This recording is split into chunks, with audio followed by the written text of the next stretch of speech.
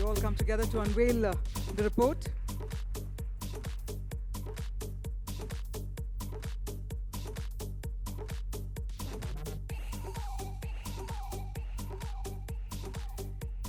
And with that, well, it's only befitting that we gather thoughts around the report. But first up, if I could request Harsh and Dr. Thampi to please join our members of the audience. I'm going to request you to also please take your seats. And with that, if I could also please request Mr. Raghav Anand to share the details around the report and enlighten us more. So over to you. Thank you so much. Thank you, Harsh. Thank you, Dr. Thampi. And also the members of IMI for pulling this together. This is a wonderful event and very timely, should I say, given the growth of the gaming industry. So over the next 15 minutes, I'll try and give an overview of where this industry is headed, how are we growing. There are a lot of numbers we've already spoken about, but what is really driving those numbers and why really we believe that this gaming industry is going to be the real engine of force for growth of digital in India from that perspective. We're calling this New Frontiers, and New Frontiers it is, because we are now going to chart an entirely different path which is going to see this industry grow about 2x, 2.5x in the next 5 years. So this is an exciting time. And again, this is a great time for all of you to be part of this. So we'll just jump in and try and give you some of those highlights from that perspective. Okay, going ahead. When we looked at this industry and we spoke to a lot of industry people, to experts, we interviewed across, did a lot of research, but some very significant things that are coming out. Like Harsh mentioned, we are already over about 42 plus crores of people who are playing in the gaming industries, and we'll be close to about 50 crores this year, which means that we are probably the second largest gaming base out there. And in terms of number of people playing, in terms of number of people participating in this entire economy, it is probably one of the largest segments of digital from that perspective. But what's very significant is that we are already about 16,500 crores. And still, we are going to be growing at a CAGR of over 28%. That is a phenomenal growth for any industry in any sector from that perspective. And within the next 5 years, we are going to be close to about 34,000 crores, 33,500 crores. That's really doubling in size, which for an industry which is second largest in terms of participation in the world is phenomenal by any means from that perspective. But what's more significant is that we've already seen investments to the tune of about 22,000 plus crores coming into this industry, which means that there is a lot of investor confidence. Despite all the environment, people are looking to sort of get into the sector and back the sector from that perspective. Which is why, like it was mentioned in the opening remarks, there are about 1,400 plus gaming startups, and we were looking around it. Bangalore really tops in terms of the startups there. Delhi and the NCR ecosystem is also right up there, and so are parts of Mumbai and Pune from that perspective. So it's spread all over the country, and the participation is really from the interlands. If you look at Tier 2, Tier 3, there is a lot of gaming penetration which is happening in those sectors from that perspective. So overall, when I look at an industry which is growing 28%, which is going to double itself, there is investor interest. I think this is a phenomenal next 5 years, and all of you are going to be riding that.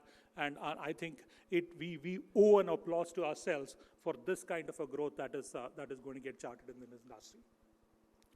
And when we compare this with the global gaming world, and this is where the real growth potential is, we've already spoken about the fact that we are growing at a high speed.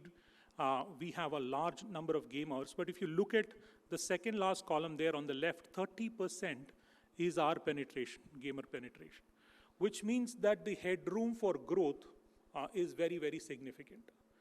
And while that headroom for growth is also significant, the other important factor is that as our online smartphone penetration is growing, as our digital penetration going, this number is going to leap forward. Yes, it was mentioned that our contribution to the overall gaming market is just 1.1% at this point in time, but that is where the real opportunity is. If you have, almost 500 million people playing in this entire universe. And as the ARPUs keep going up, we will find that this industry will make a significant contribution, which is why we believe that going forward, and we also, I think there was also mention of the numbers, how we are contributing to the exchequer, but in the next 5 years, 75,000 crores, which was spoken about, is going to be contributed in terms of tax. But if you add TDS and other things, 6,500 other crores, so almost 80,000 plus crores is going to be contributed cumulatively by this industry over the next 5 years. That means that it's just not growing and making money for the companies involved, but it is contributing to the growth of this nation. And that's Honorable Prime Minister's vision, and I'm really proud to say that this industry is going to be one of the significant contributors from a digital perspective. Also, what's important is that while this contribution is happening, there is also the social impact of that, which is very often not so much spoken about. Usually it is said that about the social impact is about 3.5 times more than the actual industry size, which means we are creating jobs in the hinterlands of India. We are empowering women. We are empowering local communities. And the net effect of that is that there is overall growth happening across the sectors, and just driven by this gaming growth from that perspective. So that is also phenomenal. And which is why I think it is great that the government had the forward vision and they had come up with the MeitY framework. Of course, it needs to get implemented, but the important things there, which are very, very significant, which we believe will bring clarity to the entire industry landscape. Most importantly, there is a framework where people can apply and it can be decided that which kind of games will actually be launched. So all the confusion around what is legit, what is not legit, with the committee being formed and that entire group of approvals happening will get clarified. So that's a very good move. The self-regulatory bodies which are being recommended in the policies, I think the sooner we get that in, that is very much needed. And the sooner we get that in, I think there will be a level playing field for the industry. And Harsh also mentioned this is great, that this is one of the few industries which is going out there and saying, let's have the intervention, let's have the regulation, but let's level up the playing field and make that happen. And that's really heartening. And over and above that, there is a three-tier structure, and there is an entire governance structure. So all the sort of apprehensions which were there about what kind of games are legit, are we crossing over the line, how do we have a governance structure, most of those are addressed in the policy, but what is needed now is for that to get implemented and running on the ground. Yes, we had a 28% GST. I think we've all spoken about it long and debated about this. But from our perspective, I think the positive things that are coming out are the fact that previously when I was talking to investors and beyond, there was a lot of lack of clarity. You know, how is this taxation going to happen? What are the numbers? How are they getting calculated? And when we were talking to investors, there was a lot of apprehension. But today, that clarity has been achieved. Yes, we can debate about the numbers, but the clarity has been achieved. There is a clear roadmap. So at least in that direction, I think the industry is welcoming the part of the recommendations there. There are also clarifications on the TDS winnings. Yes, one way to look at it is that the benchmark has been removed, but the other way to look at it is the TDS is on net earnings. So from a consumer point of view also, if he's not winning, he can offset that. So that's something also that is positive from that perspective. And especially what's really recommendable, there was this mention of the AVGC report, but AVGC is looking to skill up people, train more people, have responsible gaming. So there is a lot of policy support that is coming in, and that's also very commendable from that perspective. So overall, the environment is being set, the uncertainties have been slowly getting removed, but it's very important that those policies get implemented and the SRBs come in place as soon as possible so that the playing field is level and people start to play along.